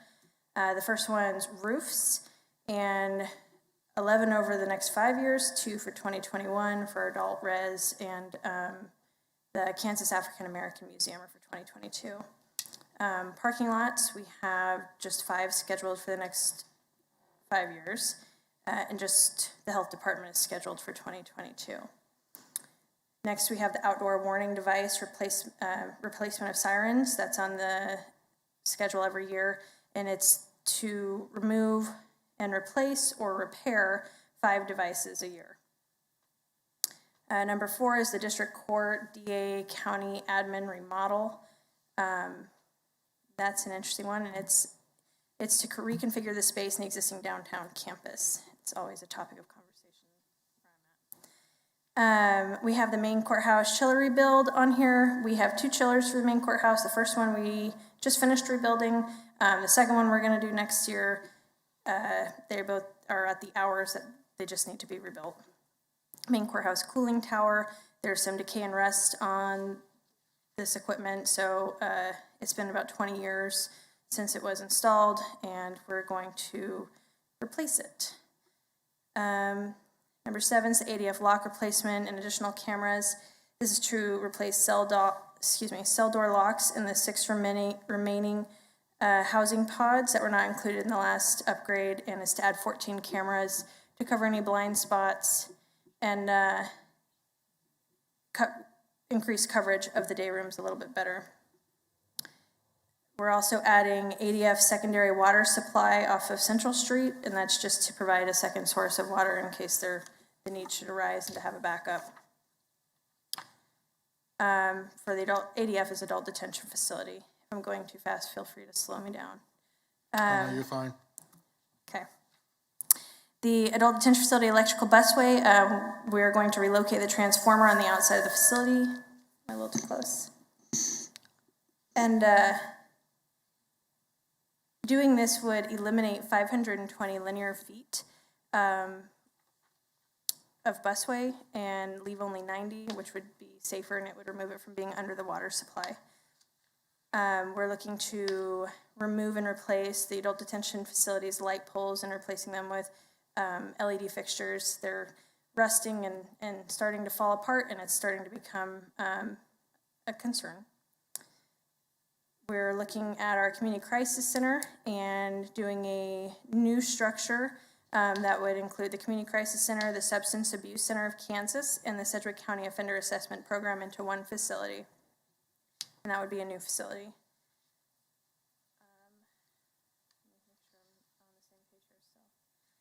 Oh, thank you. We're looking at the Pure Housing, and this would be for a new program with ComCare, and it would be 2 homes, 4 bedrooms each, to provide behavioral health support and guidance to self-submitted clients 24 hours a day.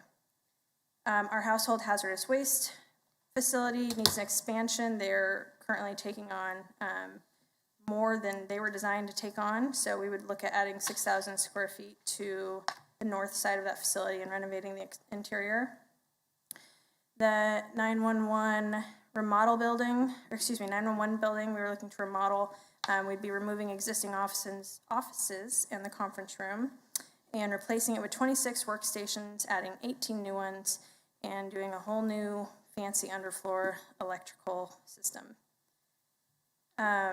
Our health department, we have a phase 2 for carpet flooring to remove and replace. There was 19,000 square feet of selected areas where carpet was just really worn and torn and needed to be removed. The health clinic on West Central, we're looking to purchase and then renovate and expand it to meet their growing needs. Next slide, please. Oh, that one should have been before the last 2. I was wondering where that went. Next slide, please. These must have gotten out of order somehow. Okay. Next, we have category 2. It's not as urgent or defined as category 1, but should be on the short-term horizon. We have 12 submittals that were placed in 2023 and 2024. The first is the Regional Forensic Science Center DNA Lab addition. This would be expanding the building to house a new DNA lab for evidence screening and forensics analysis. Then the current lab would be repurposed to accommodate growth in the toxicology and firearms labs. The second one is Emergency Preparedness Warehouse. This would be a new facility designed to equip and receive, distribute, and house emergency preparedness. Kind of self-explanatory. The next one's the EMS garage facility. This would be a new facility as well to store ready storage units in compliance with state regulations. 6 bays for ambulances, storage, training, and equipment maintenance. We have the health facility upgrades. That would be, it includes a lot of things. LED lighting, replacing ceiling in some areas, painting, HVAC updates, electrical updates, fire alarm updates, just a little TLC for the building. Courthouse police access control replacement. This would just be updates to our access card reader software that we use in our facilities. Lake Afton Park Pavilion. This is a entertainment venue that people can rent. It's seen a lot of wear and tear, and so this would be to clean it up a little bit and make it a little nicer for people renting it. Let's see, Sedgwick County Park, Cottonwood Shelter, kind of the same situation. It's a venue we have for rent, and it just needs a little TLC. And then we have at Sedgwick County Park also replaced the Playscape rubber base. It's gotten very worn, it's getting kind of hard, and we want a nice soft place for the kids to play, so this would be to remove and replace that. Okay, next, let's see, next slide, please. Ahead of myself a little bit. Lake Afton Park Playground, we have a broken playground structure. We cannot repair, the manufacturer is no longer in business, so it functions, but not like it's designed to function. So we'd like to replace that with a new ADA compliant structure soon-ish. The DA, partial remodel of the DA juvenile building to create additional storage space on the second floor for case files that are used in our child in need of care cases. And then we have the main courthouse exterior brick just needs to be reglazed every now and again. That's coming up in probably 10 years for review, a little less than that. The historic courthouse, same thing, limestone building. It's got deterioration, it's got biological matter, so we need to replace and repair deteriorated stone, which I'm gonna need some sign off from Kathy on that at some point. Next slide, please. Yeah, that should have been at the front of those. Next slide, please. All right, category 3. These are projects that are on the horizon. They have a lower sense of urgency, and we have 14 of those that are being placed in years 2025 and 2026. We have the EMS access control, and this would be to add card readers and surveillance cameras to all of our EMS facilities for obvious security reasons. The next we have fire storage. This would be a new storage facility for 2 reserve engines and 1 reserve tender and 2 reserve squads and their associated equipment. JDF cameras. This would be to upgrade the recent system we installed to include we did not have the record audio as a part of that, and we'd like to add that for the areas of the facility where residents would be present. Public safety building parking lot. This would be to secure the parking lot just for the staff that works there. It's 24 hours, 7 days a week facility. And so obviously they need a little security getting in and out. The red brick restrooms at Lake Afton Park. This is 2 submittals, yeah. It's 2 separate facilities, and these are just other park facilities that are just kind of, it's 40 years old, it's worn, it needs some TLC. We have gazebos at Sedgwick County Park that are also older, need attention. We're looking to remove and replace those. Next slide, please. Okay, EMS Post 1. This space is currently leased. It's in a building that could be changing ownership at some point, so we have this under review for potential relocation. EMS admin building carpet, that would be to replace the carpet and tile floors in our Stillwell building. The adult facility services upgrades, this is a number of upgrades to the flooring, to the painting, to modifying a glass wall that faces the exterior of the space to make it more private and secure. Lots of aging things that are kind of getting obsolete, need to be replaced. We have the Sedgwick County Dog Park. This is a 1-acre dog park, fitness course, trail, and 9-hole golf disc course. Lake Afton Park, JRBR Space Development, it's kind of similar, but adding a vault toilet, a fitness trail course, and disc golf. And then also at Lake Afton Park, we would like to add 42 potable water to 42 campsites on the west side of the lake. Next slide, please. Next slide, please. All right, this is category 4. These are items we have on the watch list.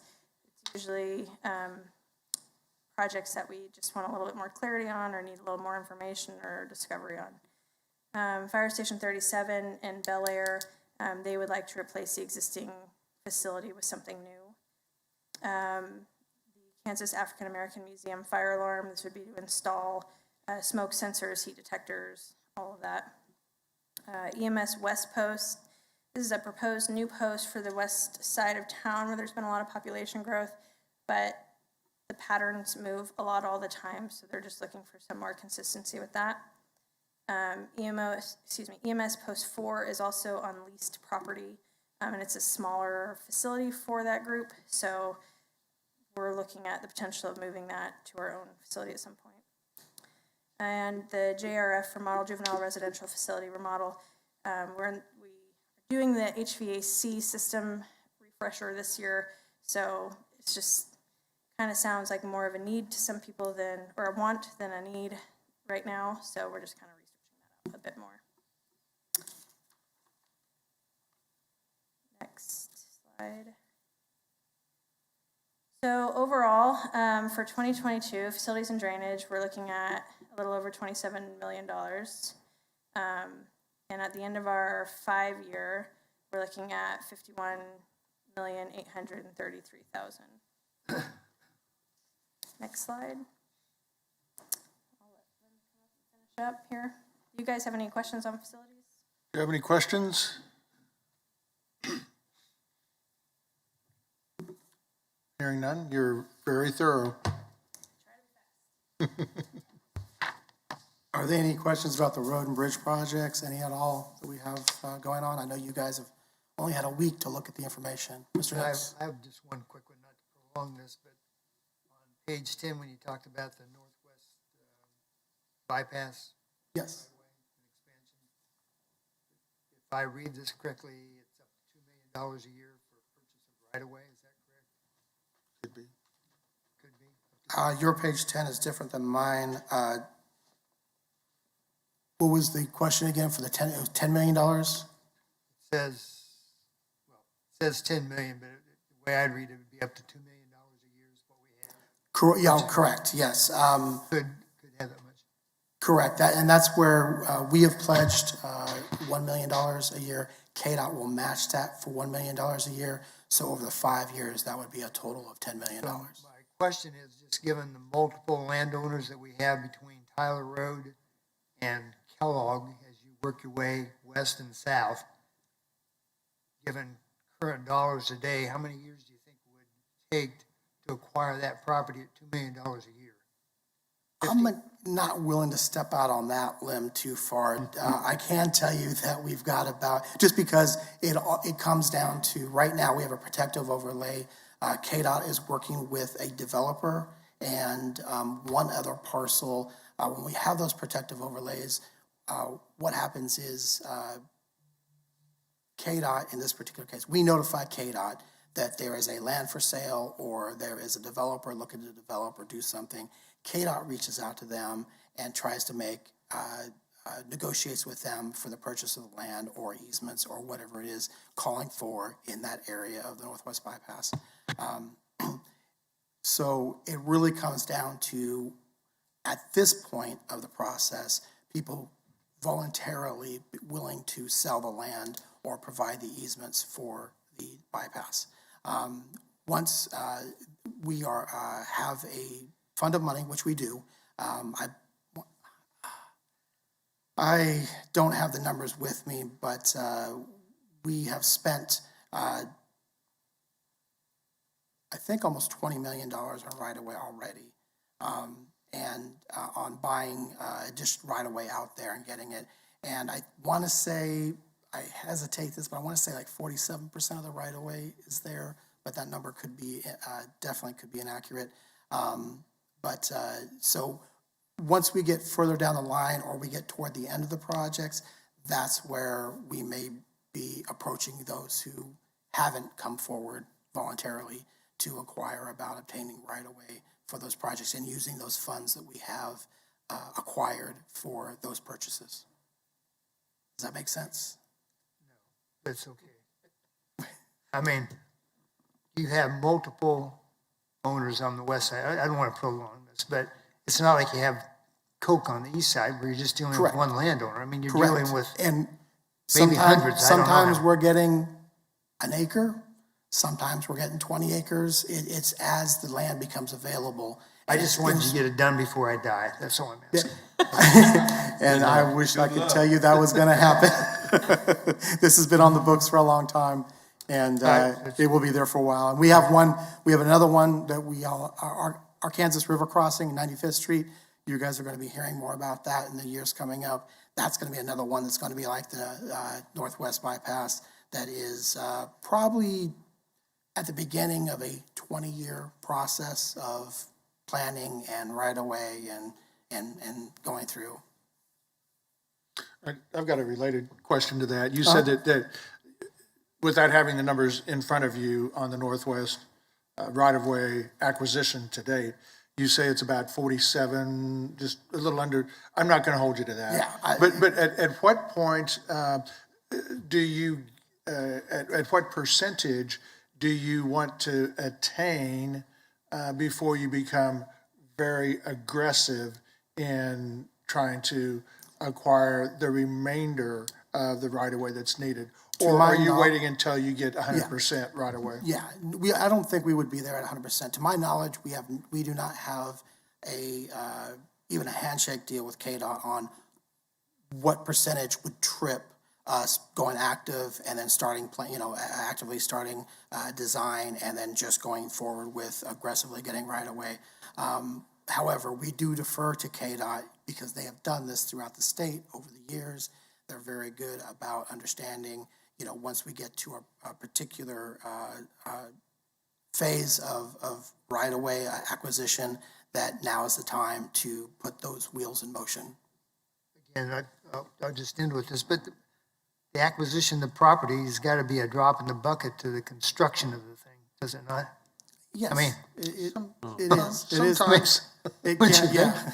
Sometimes the acquisition can be very expensive, but. Well, maybe when the federal government gets their infrastructure program together, well, then maybe that'll help. What do you think? I very much hope that'll help. Okay. It'll help this one as well as ARC 95. Yes, we hope that will. Sorry. Did I read somewhere that the NBIS bridge standards, are those changing? They are constantly changing. Yeah. Those changes, when they occur, are they more restrictive, or do they loosen the requirements, or? I would say both, but the definition of loosen the requirements, I don't know if I would say that loosen the requirements, but they recognize that focusing on this particular bridge member might not be as important as deemed originally, and therefore additional focus should be on this Crosby member, for example. So they do change a lot, and we are very lucky to have a bridge team leader that is on staff, and her and an assistant go out, and they actually, we have, as I said, we have 603 bridges that we maintain. They, basically 300 bridges a year they inspect, each and every year, in and out. Mr. Warren. Chairman, I would move that the Metropolitan Area Planning Commission finds that the Sedgwick County CIP conforms to the Community Investment Plan and the goals contained therein as required by Kansas law. Second.